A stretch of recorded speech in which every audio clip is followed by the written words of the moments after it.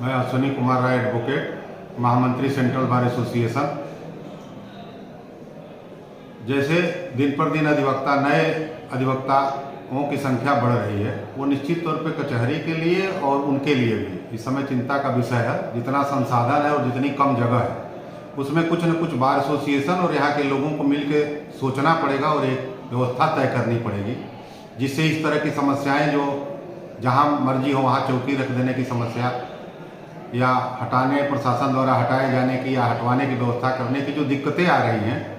अब इस सत्र में देखिए लगभग 650 नए मेंबर हमारे बार के सदस्य 2022 में हो चुके हैं और रोज संख्या उनकी लगातार है, लगभग 700 के आसपास नए सदस्य बनेंगे। तो जब हर साल 700 नए सदस्य आएंगे और उनको बैठने की जगह दे पाना न बार एसोसिएशन के द्वारा संभव है, न जिला प्रशासन के द्वारा संभव है। तो कुछ न कुछ इसमें पाबंदी और लगानी पड़ेगी और कोई न कोई व्यवस्था करनी पड़ेगी जो सर्वमान्य हो, सब लोग हों।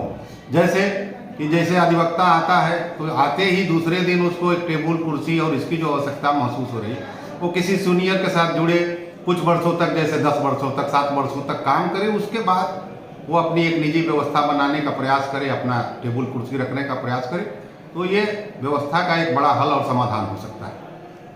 जिस तरह से नए अधिवक्ता 2 साल प्रैक्टिस करने के बाद और 3 साल प्रैक्टिस करने के बाद अपनी चौकी को रख रहे हैं, तो क्या ये सही है? इस पर क्या पाबंद लगाएगी बार एसोसिएशन? देखिए, इसके लिए कोई व्यवस्था तो अभी नहीं नियत है कि क्या किया जाना चाहिए, लेकिन जब हम लोगों को है, हम एक संगठन है, एक समूह है और सबको अच्छी व्यवस्था मिले, इसके लिए कुछ न कुछ तो सोचना पड़ेगा और ये सब लोग मिलकर आपस में बैठ के तय करेंगे। हम प्रयास करेंगे कि इस पर कार्यकारिणी पर आम सभा में एक चर्चा हो जिससे सारे लोग सहमत हों, क्योंकि अभी इस तरह की कोई व्यवस्था तो है नहीं कि कितने दिन प्रैक्टिस करने के बाद कौन अपनी चौकी स्वतंत्र रूप से रख सकता है, नहीं रख सकता है।